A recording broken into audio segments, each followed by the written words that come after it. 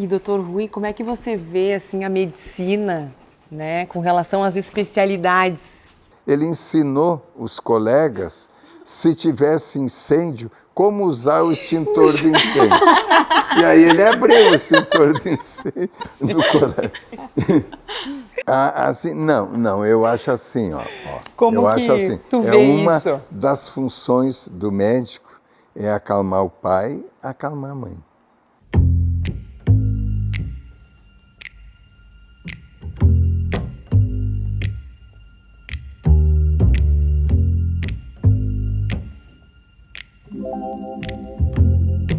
Missão da vez: investigar eles.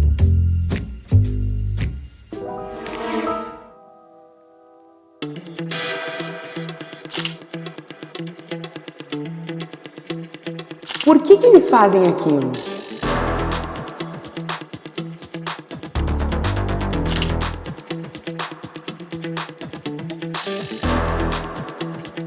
Por que eles somem?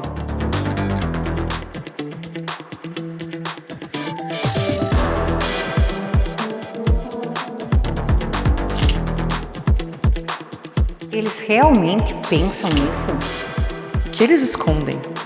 Onde vivem? O que comem? O que fazem? A missão não vai ser fácil.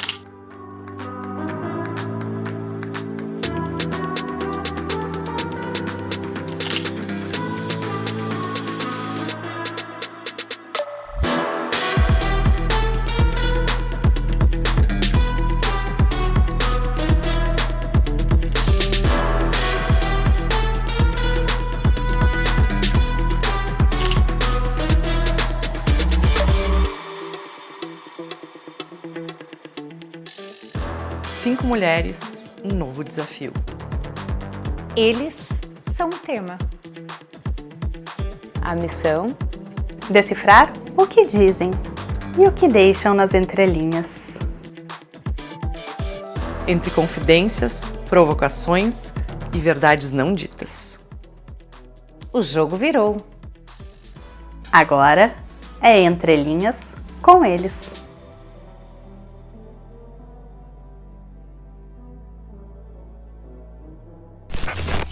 Bora desvendar esse macharedo. Olá, sejam bem-vindos a mais um episódio do Entre Linhas. Hoje a gente está aqui com alguém muito especial, o Dr. Rui Wolff. O Dr. Rui foi meu pediatra, né? Então eu tenho um carinho muito especial por ele, por ouvir ele aqui. Ele é uma sumidade no assunto que a gente vai conversar.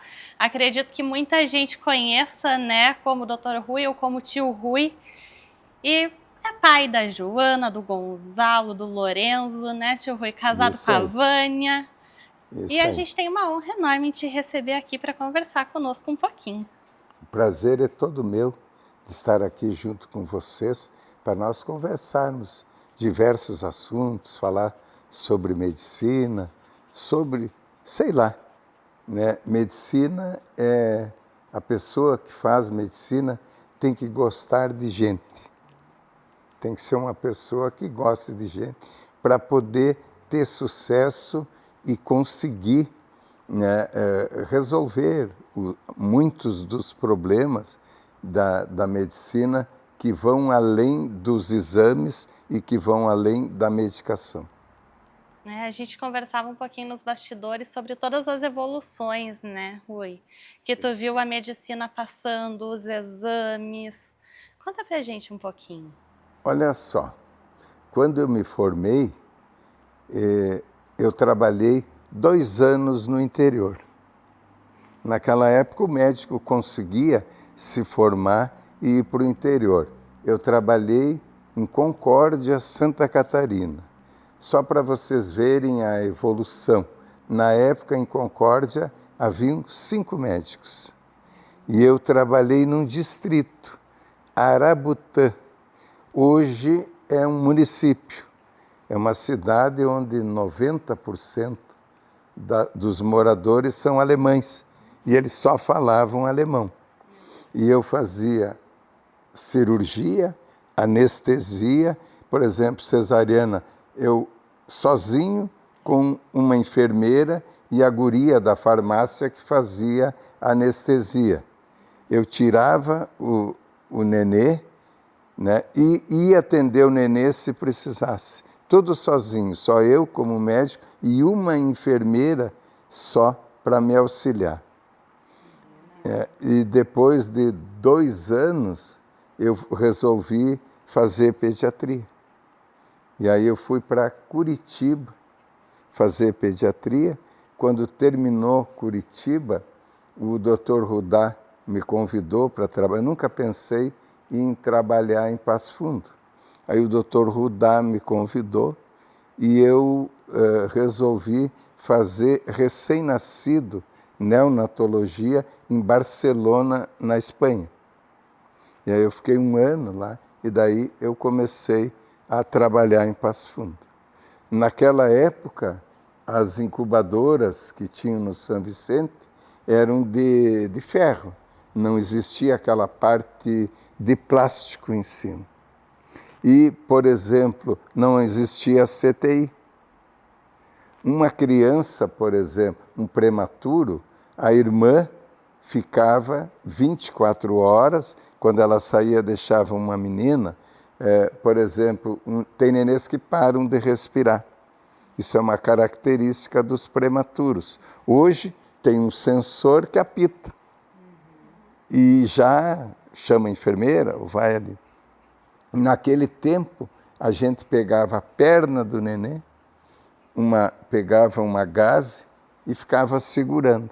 Quando o nenê parava de respirar, dava uma chacoalhada, ele se mexia, né? E aí voltava a respirar.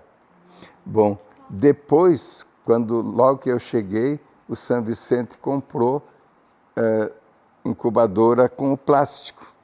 E aí nós bolamos de colocar o nenê numa bolsa de água quente. Então o nenê ficava na bolsa, quando ele se mexia, ele respirava. E existia um aparelho de anestesia, o nome era Takaoka, que um japonês inventou, né? Até pouco tempo, é um aparelho assim, quando os anestesistas intubavam, eles colocavam lá na traqueia o tubo e o aparelho, tu ciclava o aparelho a 10 a 15 respirações por minuto. Ele jogava o oxigênio no pulmão cada 10 segundos, digamos, cada 5 segundos. Aí o doutor Renato Fiore, filho do doutor Celso Fiore, ele teve a ideia de pegar o aparelho e botar uma luva. E o aparelho enchia a luva. E nós botávamos aquela luva embaixo daquela bolsa de água quente. E mexia com o nenê. Essa era a maneira que se tinha para resolver um problema de respiração, de apneia, que tem os prematuros. Então, vocês imaginam o avanço tecnológico que houve nesses 50 anos. Hoje tem aparelho para tudo, o avanço da medicina em todos os setores, oncologia, digamos, cardiologia, né? Em oncologia hoje tem vacina para câncer, né? Do HPV, e tem os anticorpos monoclonais que diminuem tumor, né? Tem vacina, tem um grande número de ferramentas que o médico pode utilizar para resolver os problemas. O que houve... Perdão? Eu ia lhe perguntar, tem várias ferramentas, mas o conhecimento do médico é fundamental, né? Porque quando, por exemplo, nasce uma criança roxinha ali, quanto tempo o médico tem ali para... Por exemplo, existem, digamos assim, cursos que o médico pediatra é obrigado, faz, né? Ele tem 40 segundos para atender o recém-nascido.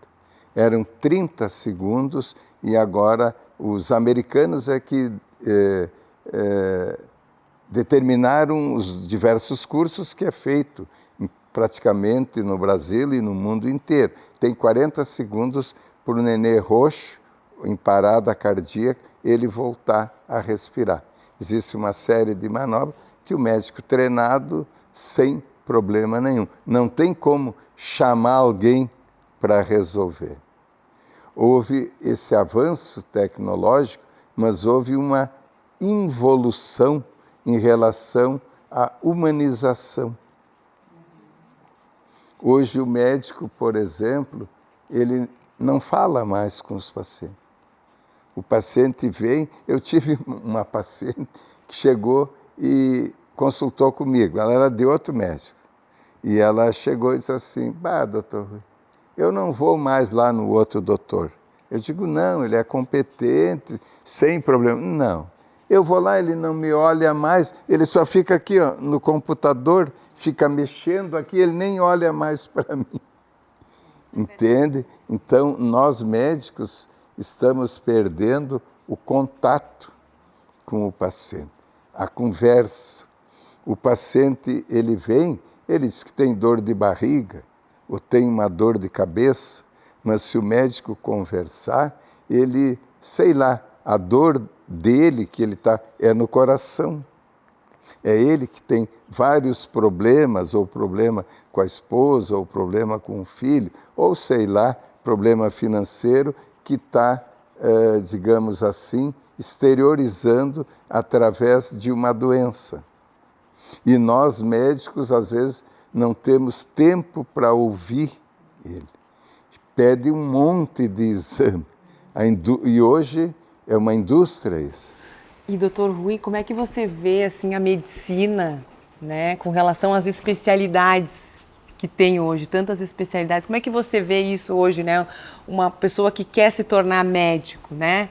Eu acho assim, a medicina, infelizmente, houve um grande aumento no número das faculdades de medicina. Por exemplo, quando eu me formei, haviam 5 faculdades no Rio Grande do Sul. Hoje são 20 faculdades. Mas eu digo que não são 20, são 40. Porque naquela época havia um vestibular ao ano com 45 vagas. Hoje, cada faculdade tem 2 vestibulares em janeiro e junho com 60 vagas. E o Brasil hoje tem 494 escolas de medicina. Nossa, é bastante coisa. Ó, se vocês verem aqui próximo, ó, Passo Fundo, Erechim, Getúlio Vargas tem faculdade de medicina, Concórdia, Palmeira Lajeado, das Missões vai abrir. Aonde? Palmeira das Missões. Palmeira das Missões, Chapecó. Então, vocês viram, só que o Rio Grande do Sul tem 40 faculdades. Para vocês terem ideia, nos Estados Unidos, nós temos 220 milhões de habitantes, os Estados Unidos são 340 milhões. Eles têm 154 faculdades de medicina. E tem quase o dobro da nossa população. A China tem, o país que tem maior quantidade de faculdade de medicina é a Índia. Tem 600 faculdades de medicina, quase o mesmo número do Brasil. E a população é 1.460 bilhões. Ela ultrapassou a China agora em habitantes. O país mais populoso é a Índia. E a China tem 190 e poucas faculdades de medicina. Então, só para vocês verem a quantidade.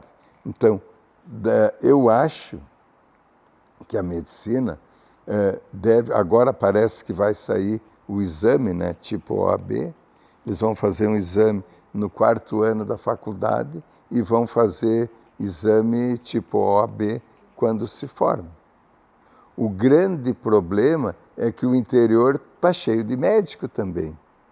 Não tem mais local para o interior antigamente, você escolhia o local onde trabalhar e todos conseguiam fazer residência. Hoje está cada vez mais difícil fazer residência para poder se especializar, para poder ter alguma especialidade. Então, eu acho que o que vai impactar é que muitos médicos não vão conseguir atingir aquele objetivo dele por falta de vaga. Doutor Rui, e a pediatria que tem um tipo especial de pacientezinho, né? Que muitas vezes nem fala. Como é que a gente trabalha com alguém que não se comunica conosco? Sim, eu acho assim, ó, eu aprendi medicina numa época que a gente era obrigado a falar, não existiam exames, não existia ultrassom, era um raio-x, e ainda mais o raio-x era para osso. E eu aprendi a examinar, auscultar, a gente auscultava, e dizia, ó, pneumonia no lobo inferior esquerdo. Não precisava raio-x.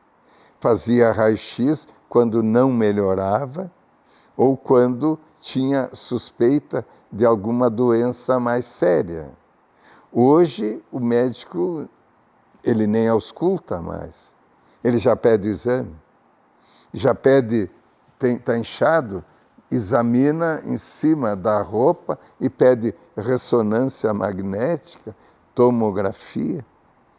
E se acaso algum daqueles exames não vem, sei lá, com o laudo ou o médico não olha direito, ele pode até errar no diagnóstico. Infelizmente, nós estamos tratando mais exames do que doentes. Eu ainda costumava, quando o tempo que eu dava aula na faculdade, eu dizia, o nome paciente é errado. Como errado? Todo mundo chama de... Não, paciente sou eu. Quem vem consultar comigo é impaciente. Ele é que está cheio de problema, com dor, com isso, e eu é que tenho que estar calmo, tranquilo, para ouvi-lo, examinar e tentar ajudar ele naquilo que ele está buscando ajuda. Tio Rui, hoje as mulheres, as famílias em geral estão demandando mais para terem filhos, né? Sim. A gente está tendo filhos com uma idade mais avançada. Isso traz alguma consequência também? Olha só, eu acho que isso é um fenômeno mundial. As europeias também. A mulher, por exemplo, antigamente, ela casava para cuidar da casa, cuidar da família e cuidar dos filhos. Hoje, o casal tem que, às vezes, os dois trabalhar. E mesmo que não precise, a mulher sente uma necessidade de sair de casa, de ter o sucesso dela, de ter o trabalho dela. Então, isso fez com que a mulher, primeiro, priorizasse a satisfação dela na vida profissional dela, econômica, para ajudar o marido, para crescer. Né? Então, elas estão cada vez mais tendo os filhos mais tarde. Isso tem algumas consequências. Muitas podem guardar o óvulo. Guarda o óvulo e depois faz inseminação artificial. Tá?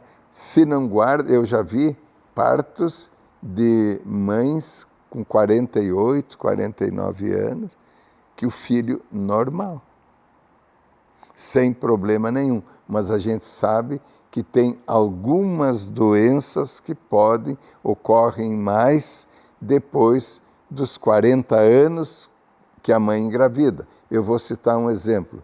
Síndrome de Down. Eu já vi síndrome de Down em menina de 18 anos, 19 anos, não tem problema. Mas a gente sabe a incidência de síndrome de Down. Por exemplo, aqui em Passo Fundo, 3.800 partos por ano.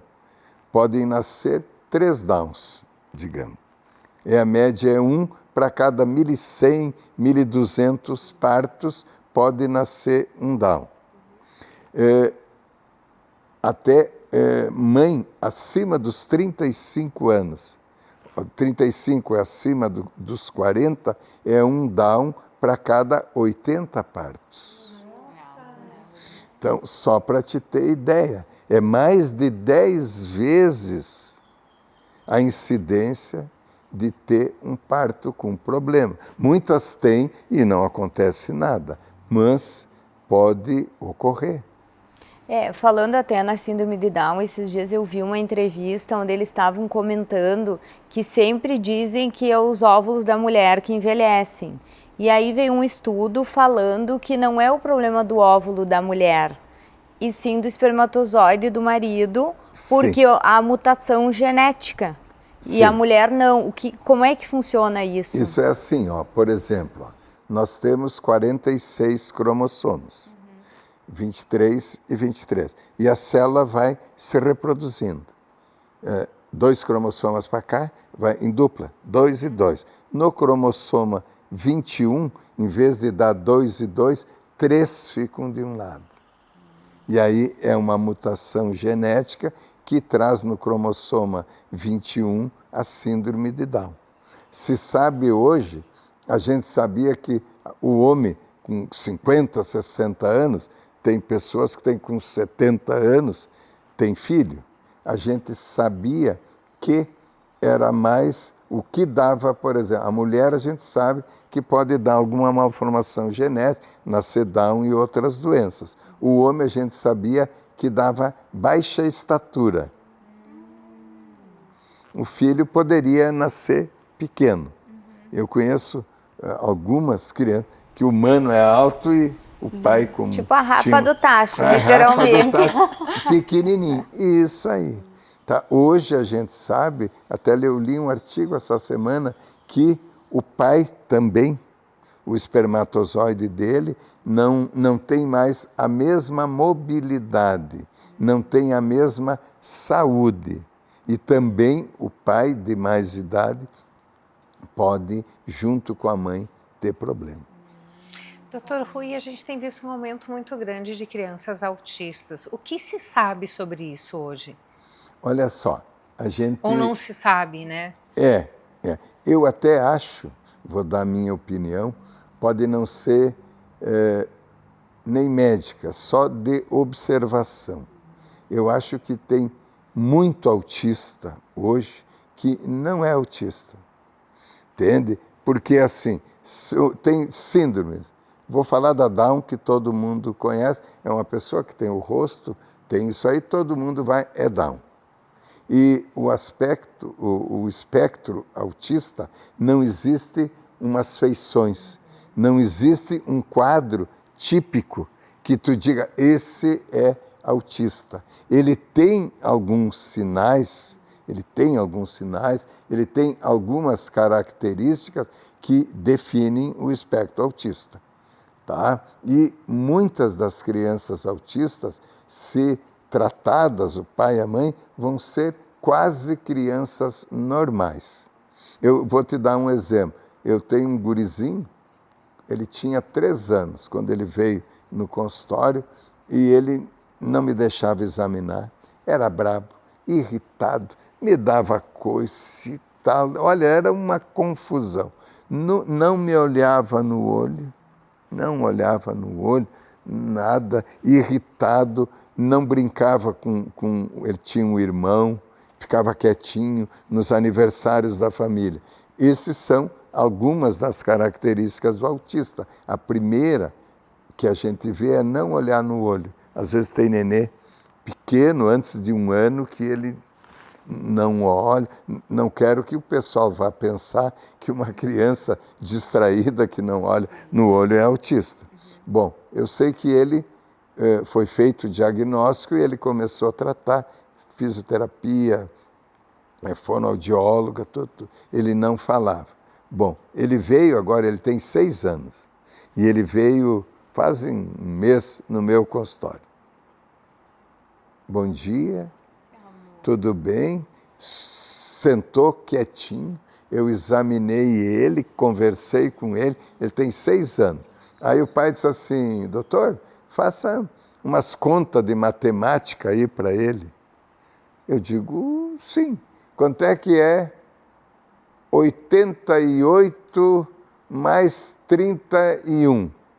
119. Eu digo, pai, não, faça mais. Aí eu fiz assim e ele respondia. Aí o pai dele, 892 mais 310. Ele, 1208. Assim, eles têm hiperfoco, tá? Então, matemática, ele é um crânio. E aí, a professora dele, a mãe foi buscar e chegou e disse, olha, eu vou lhe dizer, eu acho que seu filho não é autista. Por que que não é? Não, é o que mais sabe matemática e é o único da aula que lê e escreve já. E é autista. É que nem o Messi, né? Diz que o Messi, jogador, é autista. Por isso, uma vez eu li uma reportagem dele, dizendo que por isso que ele fazia tão bem, porque ele tinha um hiperfoco e ele treinava, não sei qual é o chute lá, não entendo muito, mas ele repetitivo, e ele se tornou. Ele vai. Agora, aquele outro argentino que morreu, como é o nome dele? O Maradona. Maradona. Não, o Messi foi para o Barcelona porque a família dele era pobre e o time dele na Argentina, ele precisava crescer. Ele teve puberdade precoce e precisava de medicação que era muito cara. Então, o Barcelona disse que dava a medicação para ele crescer. Ele foi para lá também para crescer em altura. Ele não cresceu muito, Mas desenvolveu. O Messi, ele tem mesmo algum... todas as famílias que têm um filho autista, 50% de 50% delas tem outra pessoa autista na família. E pode ser o pai ou a mãe. É que eu acho que antigamente isso não era uma coisa muito falada, né? Eu acho até também pela criação, né? Tem muitos autistas que sem diagnóstico. É que nem TDAH. Eu até lembro que teve um filme, eu acho que do Tom Cruise, Rayman, que acho que foi a primeira vez que se falou em autismo, que era com aquele Dustin Hoffman, eu acho, que ele era um autista, era o irmão dele que vivia numa clínica, vocês lembram? Mas era um grau altíssimo, assim, foi a primeira vez que a gente ouviu falar nisso, assim, né? E esses diagnósticos, tio Rui, de TDAH, que aumentou muito, né? Sim. Também a gente talvez tenha diagnósticos incorretos nesse meio do caminho? Eu acho assim, por exemplo, eu não acho que é incorreto. Hoje, os neurologistas, os médicos, fazem o diagnóstico correto. Eu acho que antigamente, nós mesmos, médicos, a gente não tinha conhecimento e não se sabia. Eu lembro assim, se vocês verem, todas as famílias, eu via que o meu pai e a mãe falavam, o pessoal que morava para fora, eles falavam, me perdoem, o termo não é esse. Sempre tinha um louquinho na família. Sempre tinha um que ele tinha um certo retardo mental, que tinha alguma coisa que ele não conseguia realizar as tarefas. E ele todo mundo criava, muitos eram problemas de parto, de sofrimento fetal quando eles nasciam. O cérebro não recebeu oxigênio, e ele tem um déficit de desenvolvimento psicomotor. Como não tinha tratamento, não tinha quem fizesse fisioterapia orientada, eles cresciam. Tá? E hoje, graças a Deus, existe uma série de testes e profissionais que podem dizer, esse tem tal doença, esse tem autismo, esse tem TDAH, e por isso que eu acho que as doenças são mais visíveis e aparece mais a doença. Doutor Rui, e falando um pouquinho sobre a maternidade também, né? Às vezes a gente conversa com as mães, a gente vê nas rodas de mães, o filho está com tosse, aí tem que levar no Dr. Hu, e tem que ir no ambulatorial, e tem que ir na Unimed, né? E uma vez eu me lembro vagamente que eu escutei do senhor, assim, que as mães são pacientes do senhor, né? Assim, não, eu acho assim, ó. Como eu que acho assim, tu vê uma isso? das funções do médico é acalmar o pai, acalmar a mãe. Tá? Se ele não conseguir, tu não vai conseguir, se ele não ouvir, se ele não tiver empatia, ele não vai conseguir resolver o problema. Tá? Eu dizia para os alunos, um médico competentíssimo. Tá? O paciente vai, tá? Por exemplo, assim, vai no consultório, ele examina lá e tal, dá receita, não fala, não explica, não mostra. Tá? E acontece alguma coisa com o paciente. Ele é o culpado. Tá? Porque ele deveria conversar, explicar e ver. Eu acho que esse tipo é o tipo de relacionamento que eu acho que nós médicos estamos perdendo. O pediatra é o resquício do médico da família. Antigamente tinha um médico da família que fazia tudo.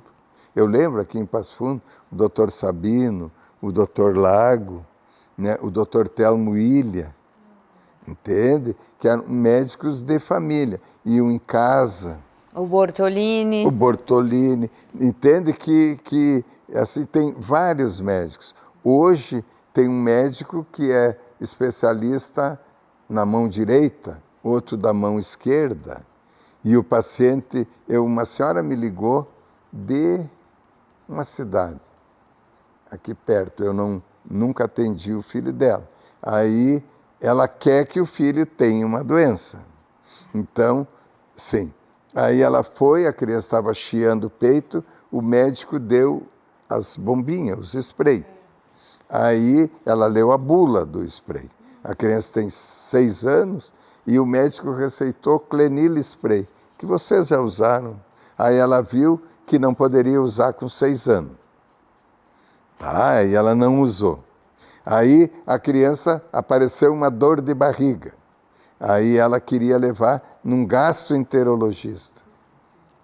Tá? Depois ela queria ir num alergista ou num pneumologista. Tu imagina a confusão que ela está fazendo com o filho dela. Ela precisa não de alergista, ela precisa de um médico que vai ajudar ela a resolver. Ela precisa de um psicólogo. Nem vou falar nisso.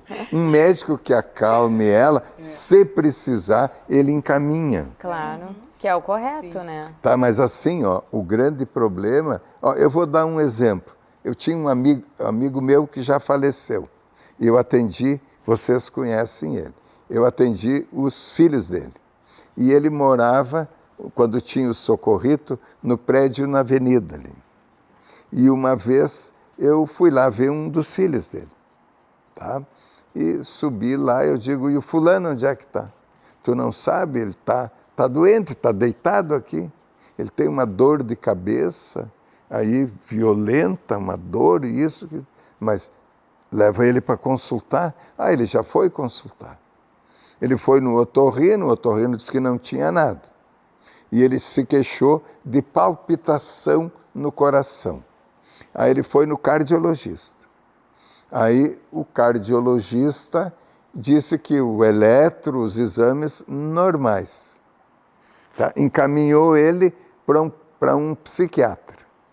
E o psiquiatra examinou, ele está tomando os remédios lá para acalmar ele, porque ele é muito nervoso, não sei o quê.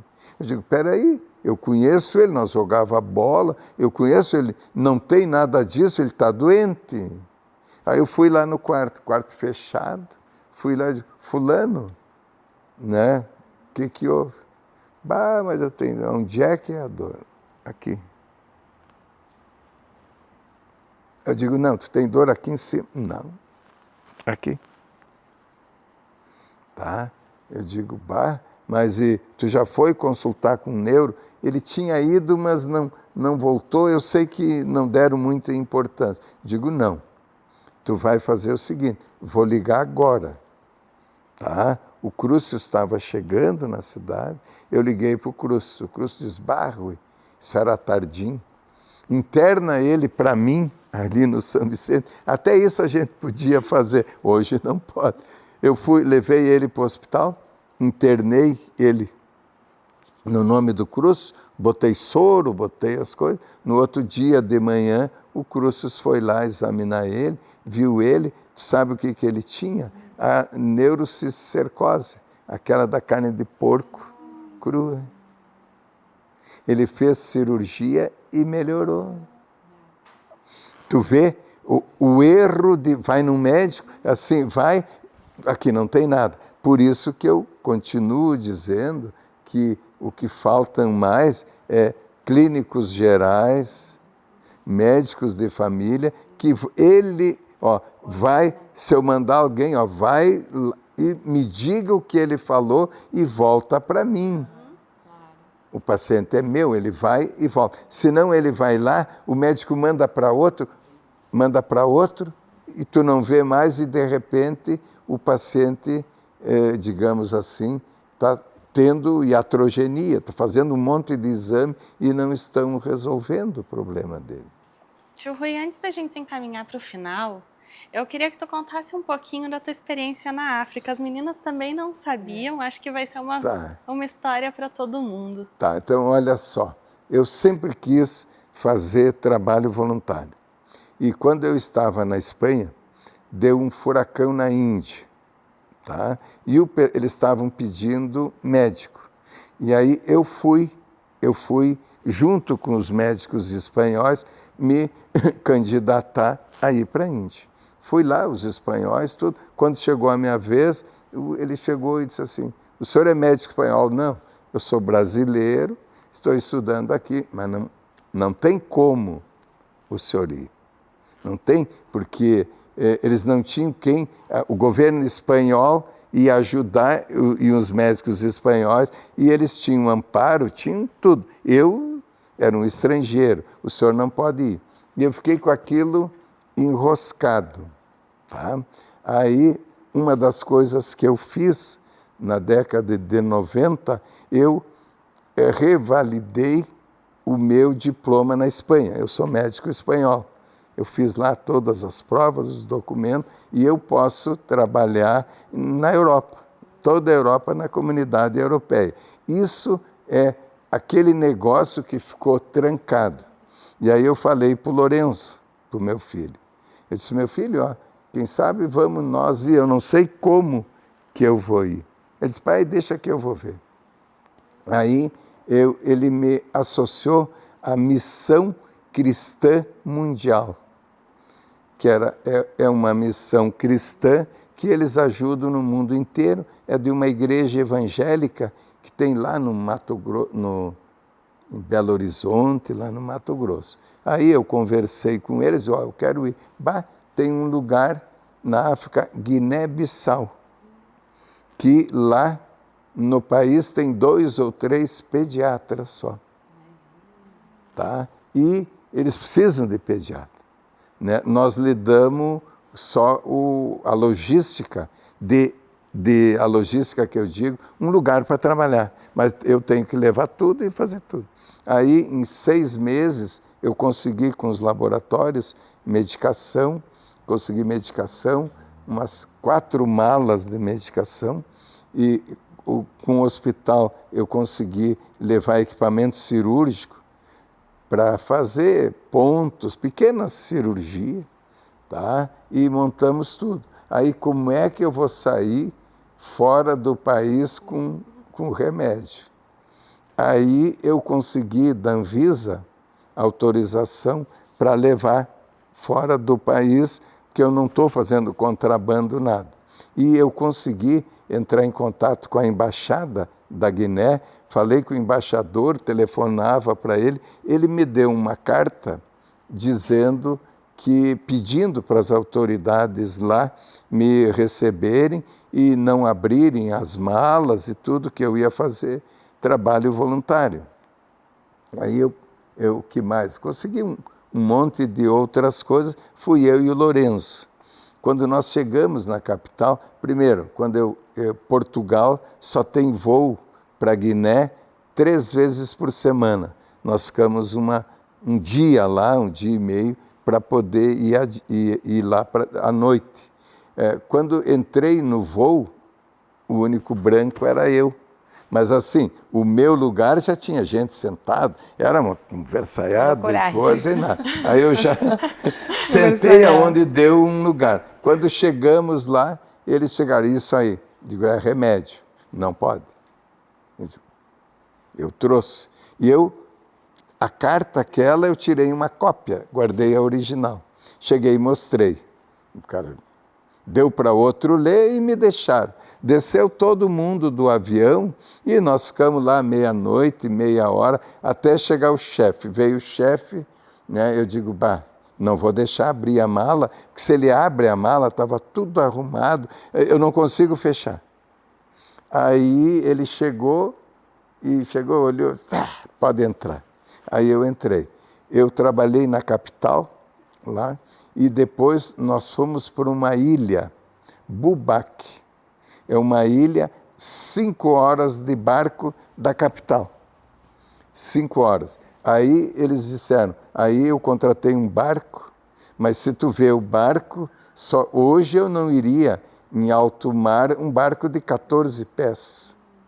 E aí nós amarramos eu tenho fotografia disso aí, amarramos as malas, passaporte nós botamos dentro, num plástico, para não molhar, porque é 5 ou 10 horas. Em alto mar, às vezes eu vejo, dá um temporal, leva 10 horas o barco. Tá? E cheio, tinha uns 10 ou 12 galão de gasolina para abastecer em alto mar. Tu imagina o risco de acidente. Bom, nós levamos, o barco foi, não entrou uma gota d'água, parecia que era como é que eu vou te dizer, uma lagoa o mar. Nós via aqueles outros barcos grandão, via aqueles dos africanos de pé nos barcos, tudo. Chegamos em 5 horas e pouco e o pessoal voltou, o barqueiro e o outro auxiliar. Naquela noite, à tarde, eles pegaram uma tempestade, eles ficaram 24 horas em alto mar, eles foram parar da Guiné, eles foram parar no Senegal, a guarda costeira que pegou eles. E para voltar depois? Eu voltei num barco do governo, uma daquelas que tinha, como é que eu vou te dizer, grande, tá? E tinha porco, tinha tudo, tinha ali cabrito, todas as pessoas ali dentro daquele barco e levamos 6, 7 horas. Era um barco pesado, devia ter umas 80 ou 100 pessoas.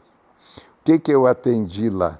Eu trabalhei um dia das 8 da manhã às 6 da tarde. Deitei depois das 6 só para, como é que eu vou dizer, para descansar, só acordei no outro dia de manhã. E atendi um fato assim, atendi uma menininha, não tinha como fazer soro. Muita diarreia, muita coisa. E a menininha estava desidratada, precisava de soro. Aí eu falei com a mãe, mandei a mãe dar soro caseiro a noite inteira, no outro dia trazer a criança para mim ver de novo, né? E no outro dia ela não veio. Aí eu digo, morreu. Tá? E não apareceu, falei com eles, expliquei a criança, ninguém entendia qual era a criança, era um monte de criança que eu atendia todo dia, e a gente, fim de tarde, eu peguei uns gurizinhos para eles tirarem foto para mim. Eu dava a máquina para eles bater.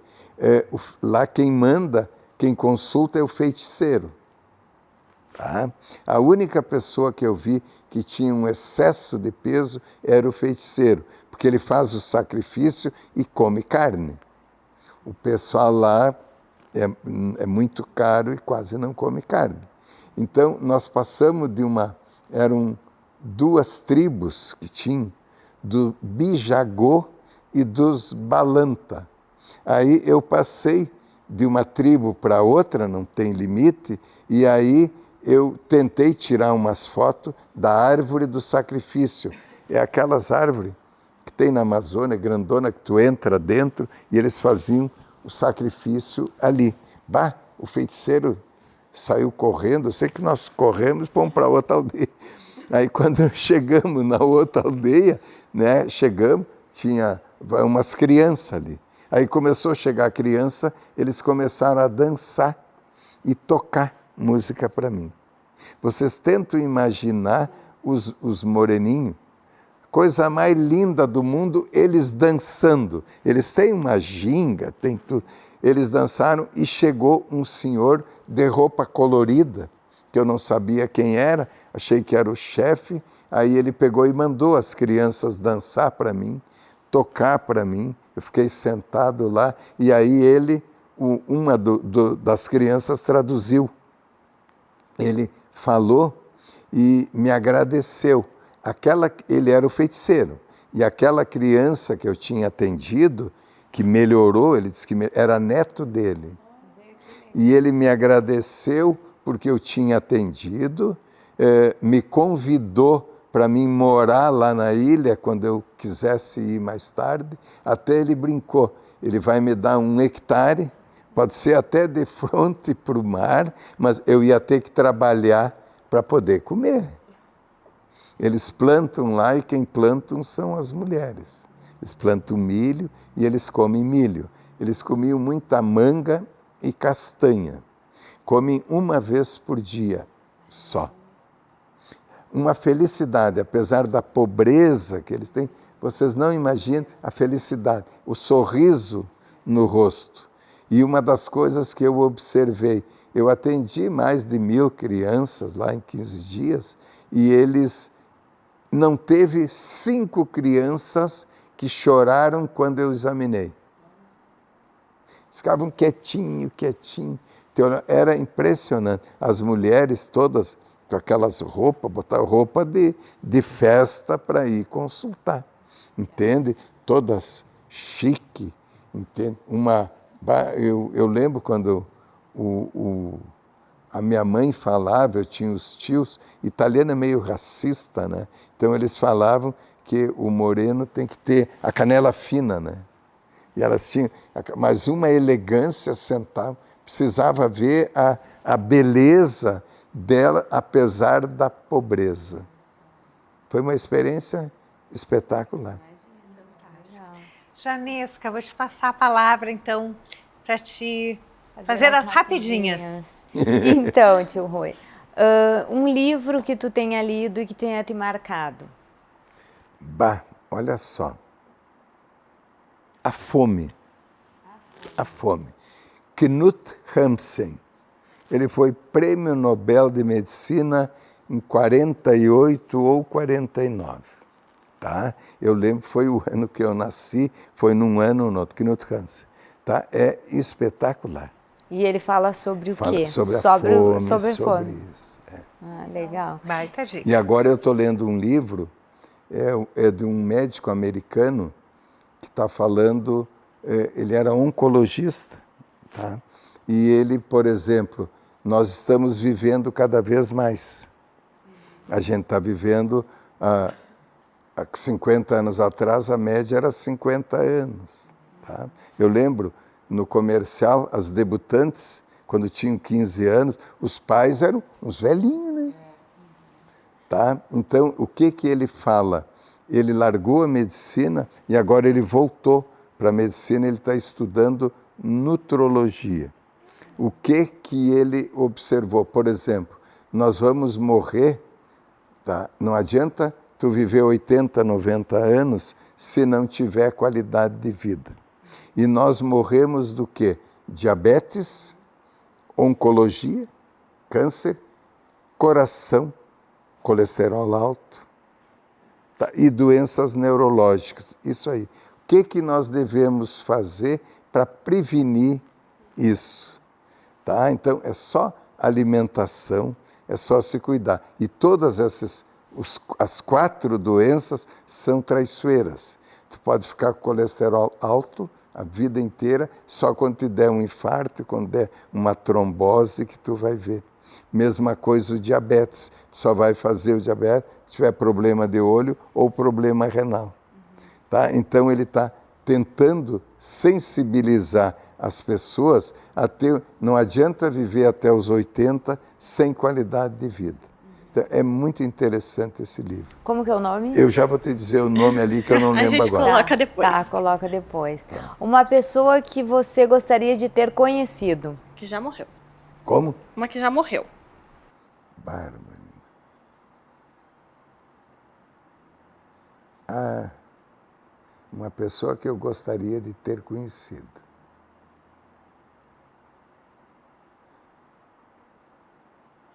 Olha só, a Madre Teresa de Calcutá. Legal, Muito legal. Legal. Eu gostaria de conhecer e conversar com ela. É. E alguém que você gostaria de conhecer, que ainda está vivo? Quem eu gostaria de conhecer? Eu nunca pensei na pessoa assim, né? Tu até me pegou de surpresa, de repente eu vou São Lucas, que era, tô brincando, que era o pai da medicina, que era médico, né? Não, mas é... Mas alguém que Que é está vivo vivo ainda. hoje. Alguém que está vivo hoje que eu gostaria de conhecer.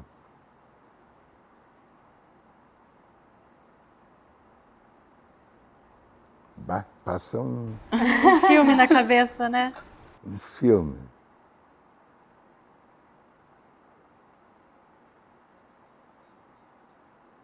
Eu não saberia te dizer. Eu não lembro Não tem agora. problema. Tá? E um caso assim que tu tenha atendido que te marcou? Ah, eu teve um caso que eu tenho atendido e que a criança morreu. Fazem 40 e poucos anos. Foi lá no São Vicente, me marcou, eu sei até o número do quarto, onde era, tudo. E por que ele marcou? Não, ele morreu, a criança tinha câncer. Tá?